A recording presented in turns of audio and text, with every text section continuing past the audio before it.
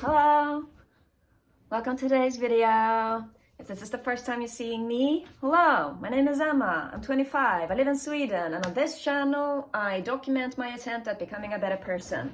If you want to know the specifics about that, you can watch on my earlier videos, but that is the point of this channel. In my prior video, I promised a Q&A as a thanks for reaching 1,000 subs. So we've got no time to lose, and I'm just gonna get straight into it. First question, can you explain quantum mechanics in 1 minute? I've got an exam tomorrow. Sorry, buddy. I'm a high school dropout. I don't know much. So no. Second, any drink you know of which is high in alcohol content but doesn't taste like one? I don't drink alcohol. I stopped drinking alcohol before I turned 18. Not because it never turned into a problem or anything. I just didn't like it. And I believe that it is, I don't know if this is the right word, hereditary, because my mother doesn't drink, my grandmother doesn't drink, and from what I have heard, my great-grandmother didn't drink either. So yeah. But to answer your question, I would say a Bacardi Breezer, the orange flavor, because it just tastes like soda. Next question. Have you read any Søren Kierkegaard? Or it looks like it's spelled in Danish. Søren Kierkegaard. I don't know if that's how you pronounce it. No, I have not. But I've seen his name pop up in quite a few comments, so I might at some point.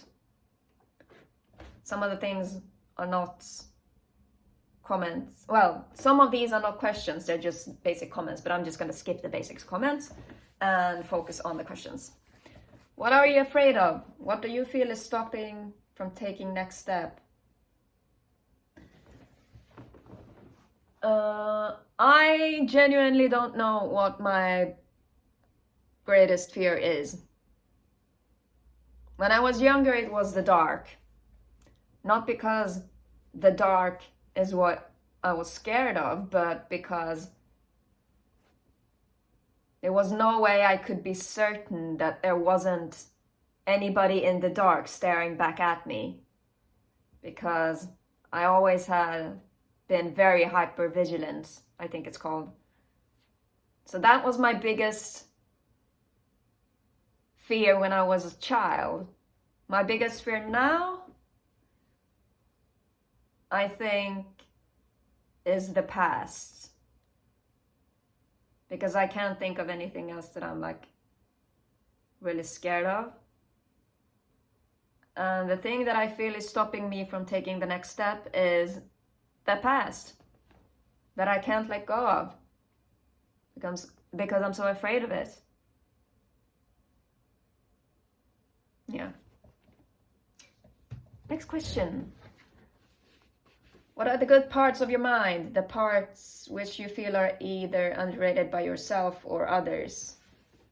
The good parts of my mind. The good parts of my mind, I would say, is that I always try my hardest to give the best advice I can think of.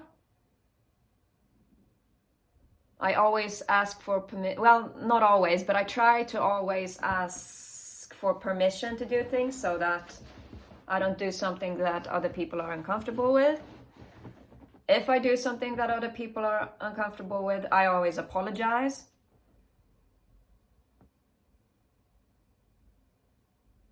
I'm very creative, not just with creating, but also with problem solving.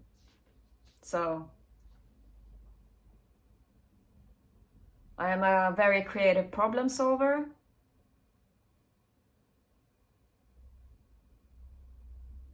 I will always give you the benefit of the doubt,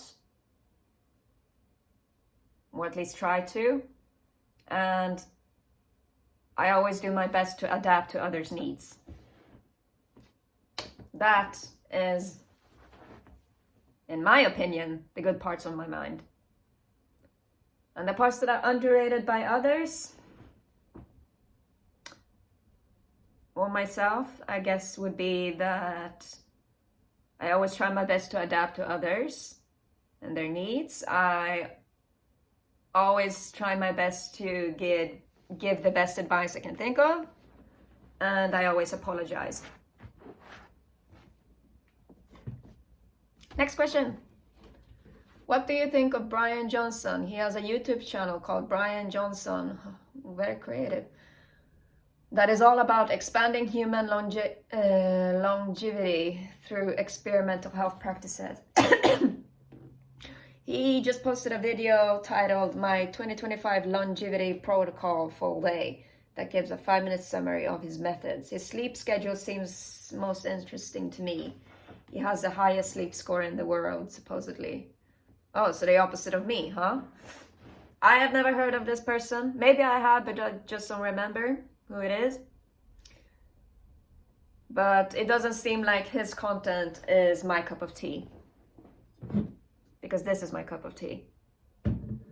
But hey, good luck to him. Though I have to say, if the experimental health practices are experimental for a reason. Had they not been experimental, they would have been picked up by health professionals.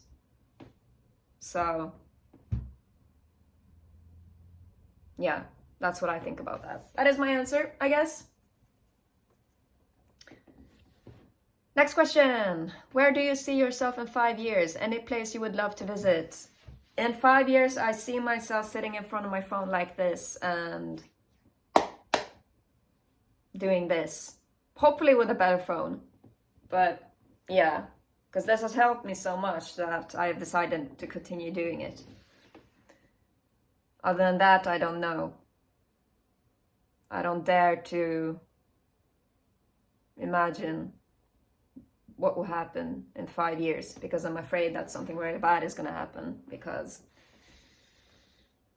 that's just who I am.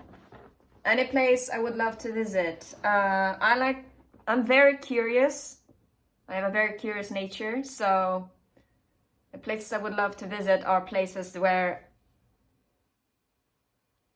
that has a lot of mystery, I think you could say. So places I would love to visit is North Korea.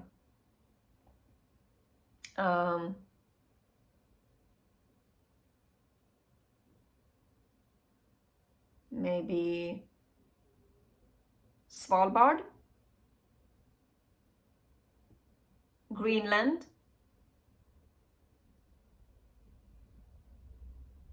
maybe the moon,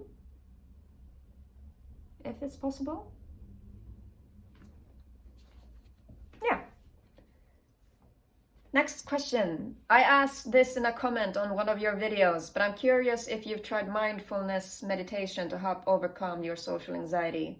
I have tried mindfulness meditation. I have tried mindfulness, and I have tried meditation. And it didn't work for me. I'm not saying that it wouldn't work for anyone else either, but what I think is going on is that my social anxiety is so advanced that I need a little bit of heavy-duty treatment to get rid of it.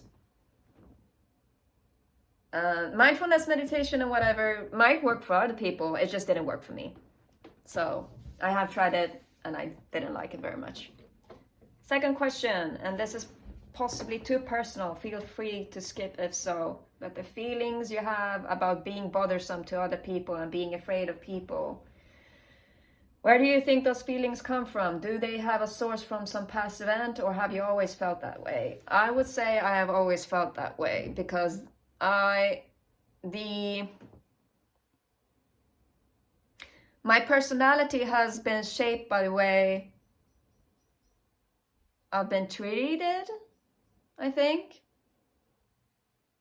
And growing up, I was told I was bothersome. And growing up, when people found me bothersome, they yelled at me. And I was very frightened of that. And so now I'm scared of people. It is just, my personality is a reflection of... I don't think this is just for me. I think a person's personality is a reflection of how they've been treated when they grew up. So it is just what I have been taught to be like, I would say. So I've always felt this way, I think is the best answer. Next question. If you were invisible for a day, what would you do?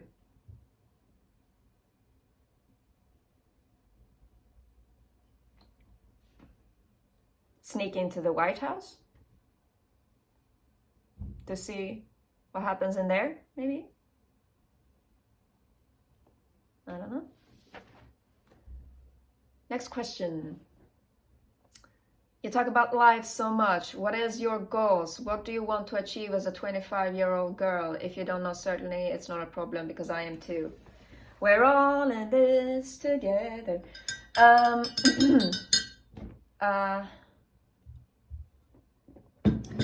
I don't know what I am capable of achieving, but what I want to achieve is I want to live in a big, beautiful house with a big garden. I want to have a psychologist that I meet at least once a week. I want to have a stable income from a job that I like and can do. Modeling, maybe. And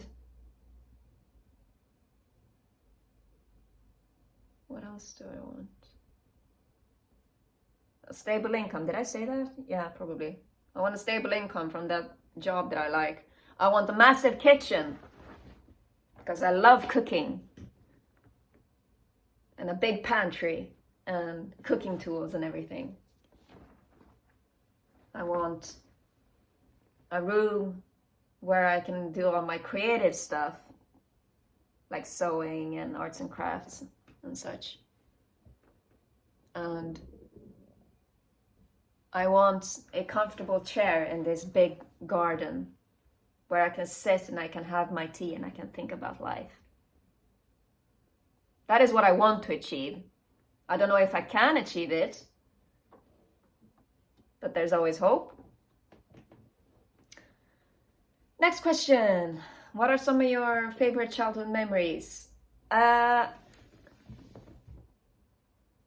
don't remember much from my childhood, to be honest. Especially my early childhood. The further back you go in my childhood, the more I have forgotten. I remember like bits and pieces, but not enough to get a good picture of what my life was like, to be honest. But I would say that my current favorite childhood memory comes from when I was 15 or 16. And my little brother was sick. He was ill, he had a fever. And my mother was busy, so she told me, "Could you put your little brother to bed, please?" And I said, "Yeah, sure, I will do that." And he was very little, he was still a toddler, he couldn't speak properly yet. And so I took him to the bathroom, and he was so weak. He could barely move of his own, and he was really tired, and he was feeling very sad about it. So I was there, I was comforting him, and I told him, like, "You don't have to do anything. I'll take care of you. You can just rely on me. I will help you out. It's okay. You don't have to worry." And I helped him use the bathroom. I put on his pajamas, and I sat him in like my lap, and he leaned on me. He was very tired, so his eye was closed and he was half asleep, but he leaned on me and kept his mouth open so that I could brush his teeth. And my heart just melted, I remember, because he was so tired and so weak and so tiny and helpless. But he trusted me. And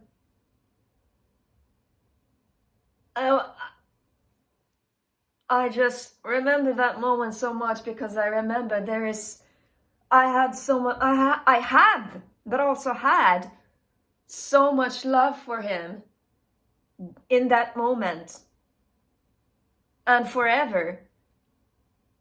And that is just, my heart just melted. And so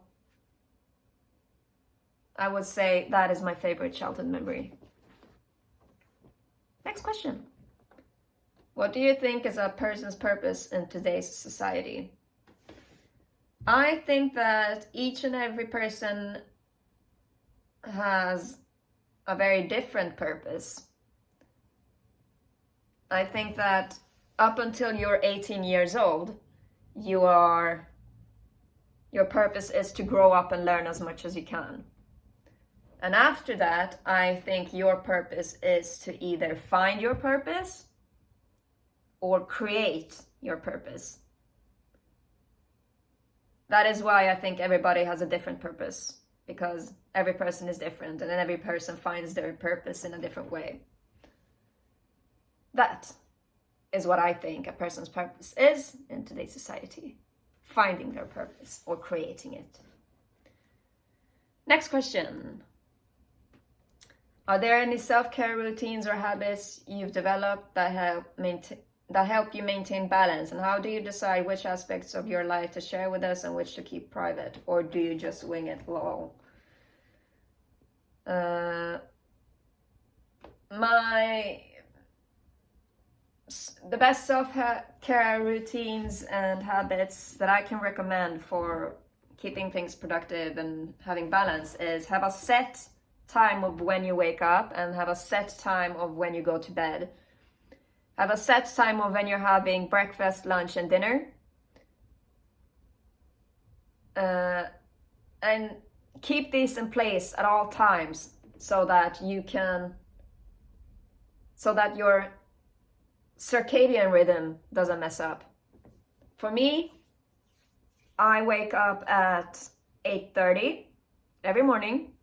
At 9, I have my breakfast, and then I go shower, and then I brush my teeth, I do my skincare routine, I do my makeup sometimes, get dressed, and then I'm ready for the day. At noon, I have lunch, and then at 7, I have dinner. And after that, I try to stay away from screens and blue light and white light as much as possible. And I remove my makeup, I change into, I think, loungewear. And I stretch in the evening because I am trying to teach myself to do the splits. So I do stretching in the evening. And then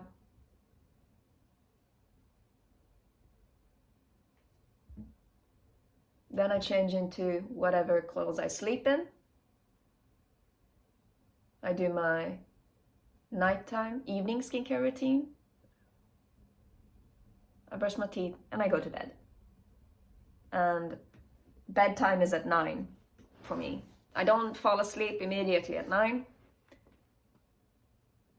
But I fall asleep as fast as I can. But I'm counting on being awake for at least 2 hours. That is why I go to bed so early. And I decide what to share on YouTube in a way that I think most models are told or follow or whatever. As a model, you cannot do anything that is not safe for work, because modeling is never about anything like that. If you have an OnlyFans or has had one, you are automatically just banned from the modeling industry, essentially. So I avoid everything not safe for work at all times. And I keep it professional as much as I can. So that's, yeah, I keep things as professional as I can and cordial and whatever. Next question. Might as well be one of the first to start this off. This was one of the first questions. Simple, straightforward, and somewhat obvious, but I think it's somewhat important. Music. What do you like?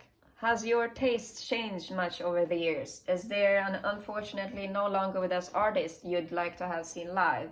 Are you yourself musical? That kind of thing. I listen to everything that isn't Hungarian and Swedish dansband. So I listen to pretty much anything. I don't have any favorites. There are times when I prefer one thing and there are times when I prefer something else. In my teenage years, I listened to a lot of dubstep and trap remixes. I still do. I never stop liking a song or music. If I heard something somewhere and I liked it, I will forever save it on my Spotify, I think. And every once in a while I will listen to it when I'm in the mood to listen to it. But I never dislike a song from liking it. So my tastes have changed somewhat over the years, but I never stopped listening to anything. Is there an unfortunately no longer with us artist you'd like to have seen live? Yeah, I would have loved to see Nirvana live. I would have loved to see Bob Marley live. I would have loved to see the Beatles live. I would have loved to see Amy Winehouse live.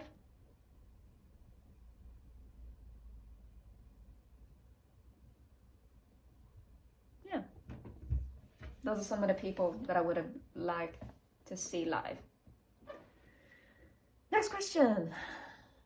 If you could, in what ways would you change the mental health care system to better suit patients' needs or address their problems in a way that would actually help them on their path towards recovery and improvement? I would make it easier to become a doctor. Because the things that you learn in order to become a doctor, you learn in medical school. So I would make it easier to get into medical school. And I would employ a lot more medical workers, and I would decrease the time in between appointments for patients so that you can realistically, in real time, actually work on their issues. Because if there is like half a year in between every appointment, then you might as well just get 2 different people at each appointment, because so much can change in between the appointments with how long it goes in between. That's what I would change as of right now. Maybe I'll come up with something different when I am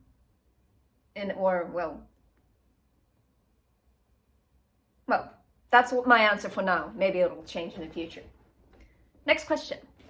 What are the relationships in your life? Are you close with your family? How many friends do you have? I'm not in contact with many of my friends from high school and school because I have a trouble maintaining relationships. I think I said this once. And I have 3 siblings. I have 3 brothers, which is a little bit of a curse. Because every single one of them, individually, have managed to weaponize their flatulence. Every single one of them. Brothers are just incredible at farting in your presence, and it's so annoying. They come into your room, they close the door, they turn the lights off, they rip ass, then they leave your room and then close the door after them. That's what brothers do. I wish I had a sister, but I have a younger brother and a younger half brother, an older brother, and a stepbrother. And I am very close with my family. Very, very, very close.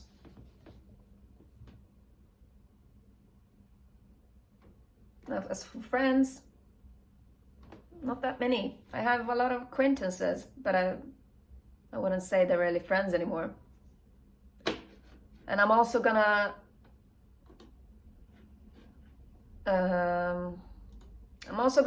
talk about this comment that I saw on my last video, because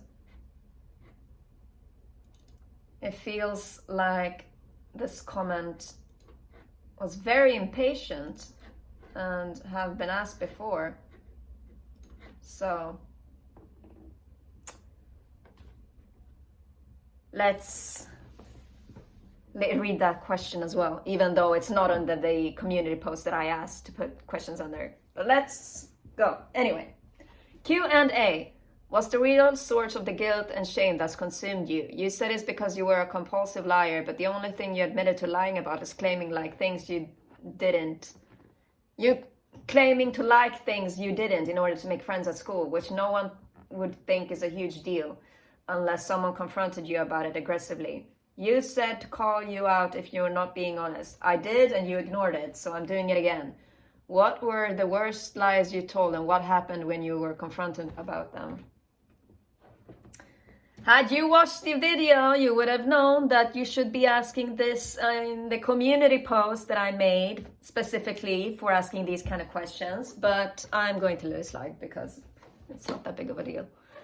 The real reason for the guilt and shame is because I have been taught to feel guilty and shameful. It has been there since childhood. It just comes automatically. I can't do anything about it. And the guilt and the shame is what made me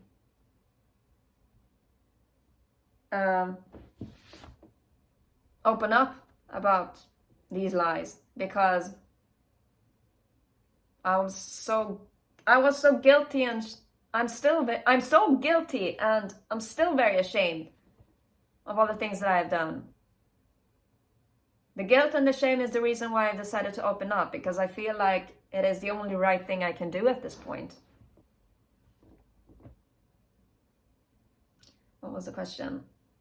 Oh, and I didn't ignore you on purpose, by the way. Not because I was never planning on answering your question. I was just waiting for a video where it would be more appropriate to answer it, rather than answer it in a video that has nothing to do with answering questions. So, and what about me not being honest? Is it because I haven't told you all the lies that I've said ever? Is that why you think I'm not being honest? Which is, honestly, your right to feel that I'm not honest, but I'm just not opening up about everything immediately. It takes some time to warm up. But I'm gonna say this.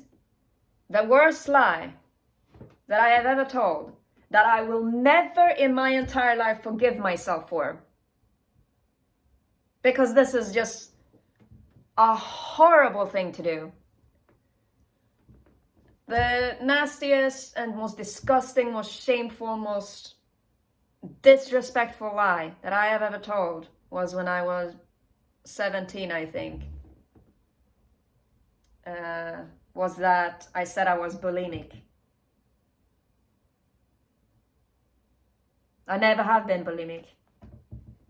I've never had an eating disorder.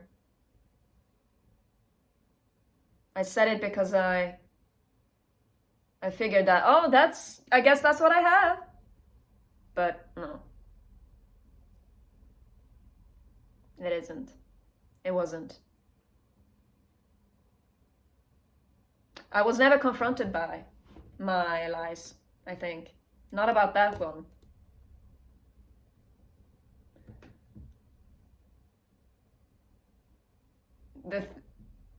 I am... You know what?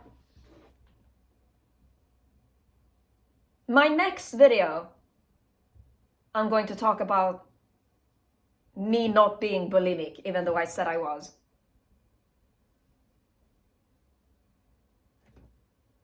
Stay tuned for that. That is the next video. But to the person who asked this question, why are you so impatient? Just genuinely wondering. You seem very, very impatient. Sorry that you had to wait for me to answer that question. I will answer it more in depth in the next video, of course.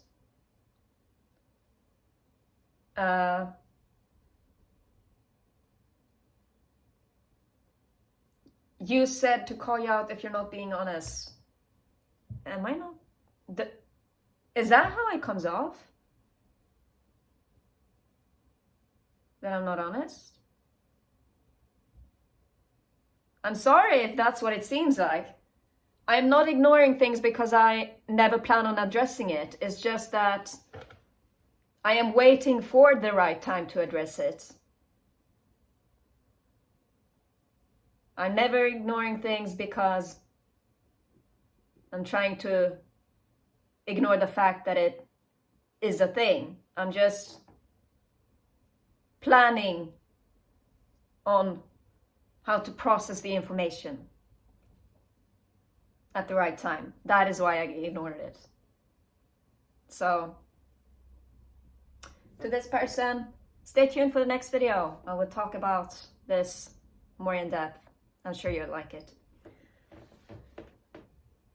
With that being said, thank you for watching this Q&A. I can do another one at some point, maybe, but yeah.